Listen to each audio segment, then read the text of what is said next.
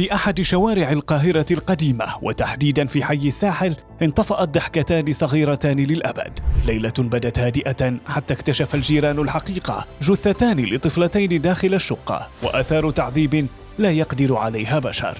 في مشهد مأساوي يصعب تصديقه، أقدم أب على تعذيب ابنتيه حتى الموت. 4 ساعات كاملة كانت كافية لتتحول ملامح الأبوة إلى ملامح قاتل بدم بارد.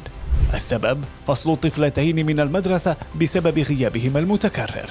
لكن العقوبة خرجت عن نطاق العقل، ومن التأديب المزعوم إلى جريمة لا ترحم. الأب موظف حكومي في 43 من عمره، لم يقبل فكرة الفشل الدراسي لابنتيه، فربطهما في المروحة، جلدهما بخرطوم، حلق شعر رأسيهما، ثم استخدم النار لحرق أجزاء من جسديهما. ورغم محاولاته لاحقا لإقناع الناس بأن الوفاة كانت نتيجة كورونا، كانت ملامح الجريمة صارخة.